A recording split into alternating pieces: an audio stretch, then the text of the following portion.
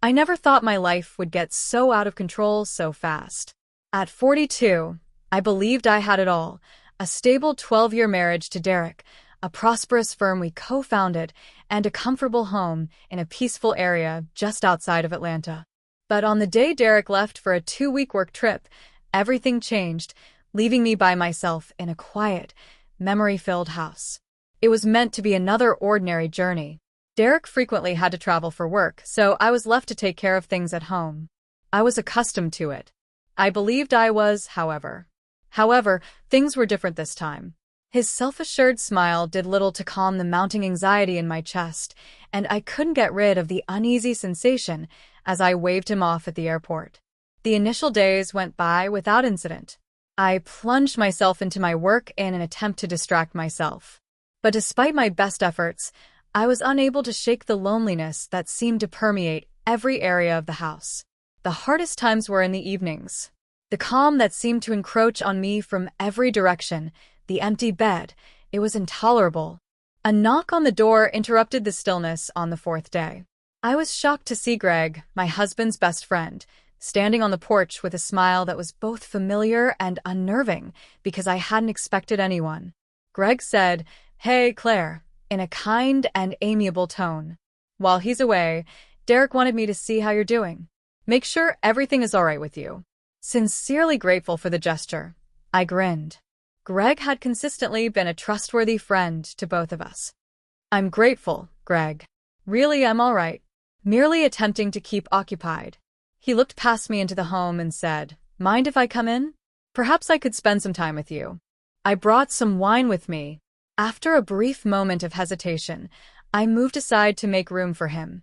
He was Derek's best friend, after all. Talking and having a drink together wouldn't hurt anything. Or so I believed. We took a seat in the living room and sipped our wine while the fire crackled softly in the distance. At first, the talk went smoothly, covering topics like shared acquaintances, job, and nostalgia. But as the night went on, I started to see Greg in a new light. I got chills from the way he looked at me and the way he spoke, leaning a bit too near. "Claire," he whispered abruptly as he approached, his voice becoming a whisper, "you know, I've always admired you. Derek is extremely fortunate." My heart began to rush, and I felt a flush crawl up my neck. "Thanks, Greg," I said, attempting to sound casual despite the obvious tension between us. "Derek and you have always had a tight relationship. I'm grateful that you watch out for both him and me." A tiny smile played on his lips as his eyes met mine. "Claire, you deserve to feel valued. I simply wanted to let you know that I'm always available if you need anything. Anything at all."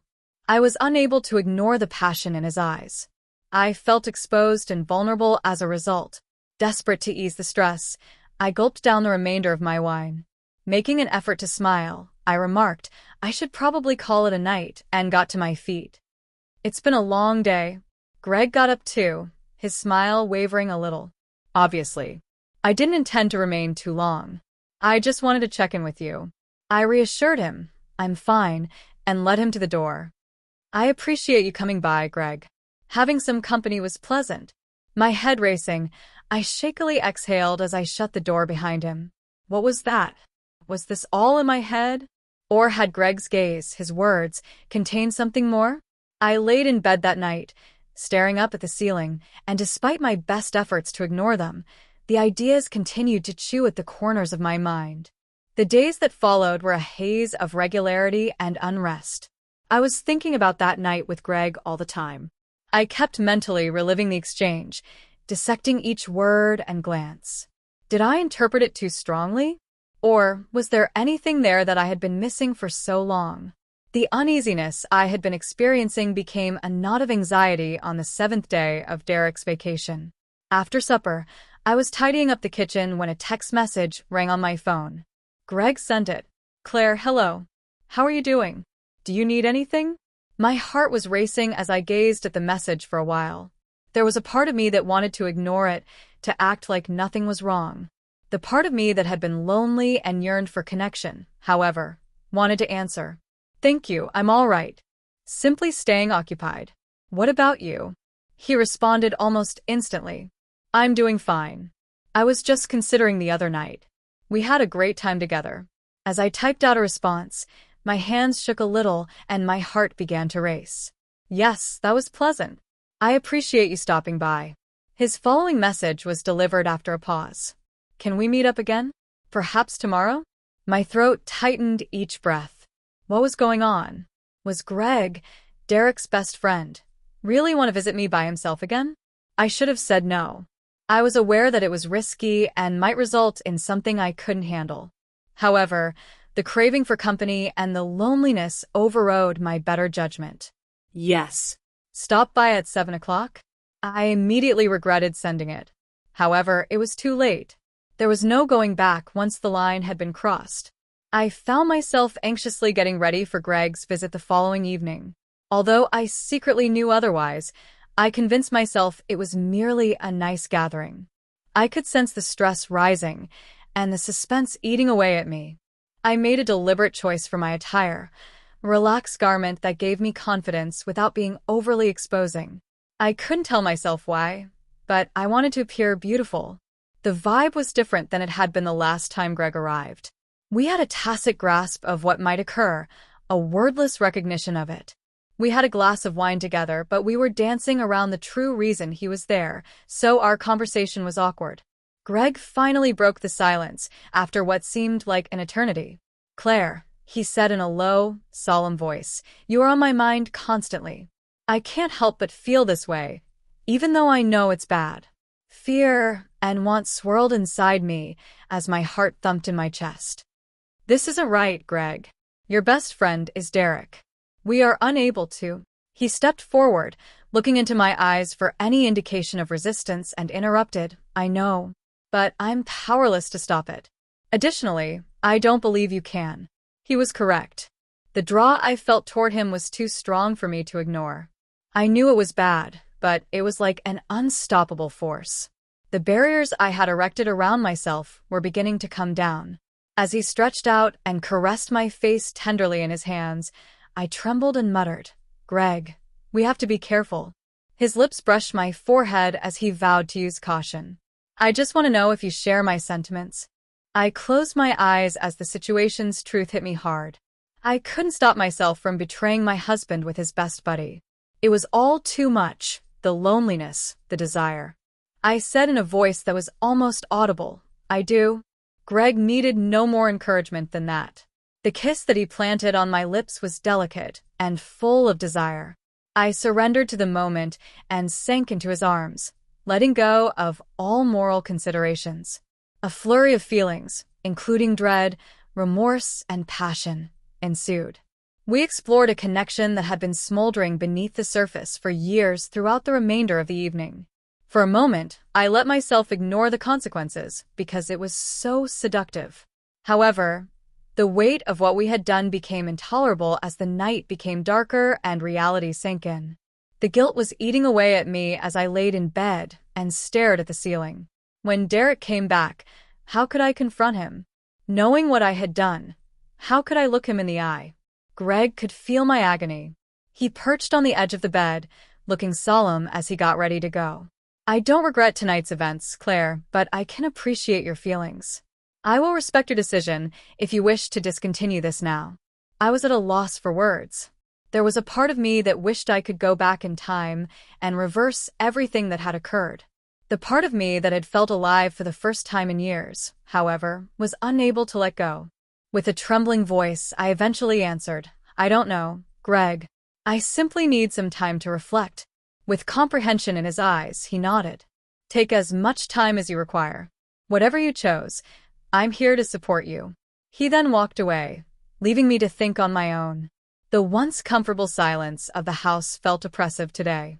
There was no turning back now that I had gone too far. The days that followed were agony. I was unable to concentrate on anything, including friends, job, or even basic household chores. Greg and the secret we now shared were all I could think about.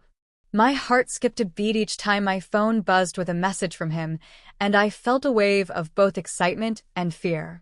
A few days later, Derek came home, and I was overcome with guilt. Despite my best efforts to appear normal and act as though nothing had changed, I could see the doubt in his eyes. I lied to him when he inquired how I was doing, saying that work had been tough and that I was simply exhausted. The mistrust persisted even after he appeared to accept my answer. After that night, Greg respected my need for privacy and stayed away. However, I could sense the tension between us drawing us closer each time we were in the same space. It was out of our control, like a magnetic pull. Derek then asked Greg to join him for dinner one evening. The sight of him at our doorstep was shocking to me because I hadn't seen him in weeks. Knowing what had transpired between us, how was I going to handle spending the evening in the same room as them? The meal was agonizing. My mind was racing with memories of that night, making it difficult for me to concentrate on the conversation. Greg's gaze on me was a constant reminder of our past interactions, like a shock of electricity. Greg and I were left alone in the living room after dinner when Derek left to answer a business call. The air was heavy with unsaid tension, and the stillness was deafening. Greg broke the silence by whispering, "Claire, we need to talk." My heart was racing as I stared at him. "Not here, Greg. Derek might return at any time." "I understand," he said in a tight tone. "However, we cannot continue to act as though nothing occurred. We must determine our course of action." The thought of Derek finding out paralyzed me, even though I knew he was right. "I'm at a loss for what to do, Greg. I can't stop thinking about you, but I also can't let Derek go." The front door opened before he could reply, and Derek returned inside without acknowledging the conversation he had just interrupted. Although Greg and I swiftly shifted the topic, the tension was evident. My thoughts were racing as I laid in bed with Derek that night. I couldn't figure out how to get out of the web of lies and dishonesty that had ensnared me. I knew that something had to give because the secret I was carrying was weighing me down. The next weekend was the tipping point. In an attempt to reignite the passion in our marriage, Derek had organized a surprise vacation for us both. But Greg was all I could think about as we drove to the cabin he had leased. I was unable to continue. The shame and the ongoing worry about being found were too much for me to handle. Even though it was painful, I knew that I had to break up with Greg for the sake of my marriage and my own sanity. I called Greg to invite him to meet me when we got back from the trip. We took a car to a remote location outside of town where we wouldn't be bothered. I could see the concern in his eyes as soon as he stepped out of the car. With a worried tone, he said, "Claire, what's wrong?" In an attempt to calm myself, I inhaled deeply.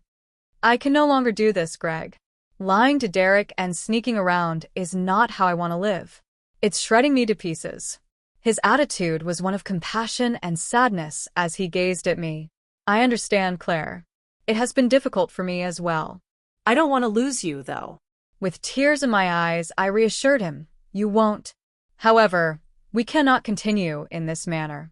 Before it ruins us both, we must stop." Greg slumped his shoulders in disappointment as he nodded. "You're correct. I don't want to harm Derek or you. I will remain at a distance." I had both a profound sense of loss and a rush of relief.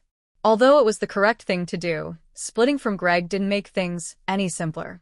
I felt a piece of myself shatter as I watched him drive out, knowing that I was bidding farewell to something that had once made me so happy. The months that followed were spent recovering and re-establishing. As I was determined to keep the affair a secret, Derek never found out. Even though he wasn't aware of the full degree of the harm I had inflicted, I pushed myself into our marriage and tried my hardest to mend it. However, I never completely forgot what had transpired with Greg. I kept thinking about it because it served as a reminder of the boundary I had crossed and the repercussions of my behavior. Even though I knew I had made the right choice, I would always have the scars from that encounter. Ultimately, I decided to remain with Derek and start again with him. However, I will always remember the passionate, regretful, and guilty chapter of my life that was the affair with Greg. And it would always be a part of me, no matter how much I tried to move on.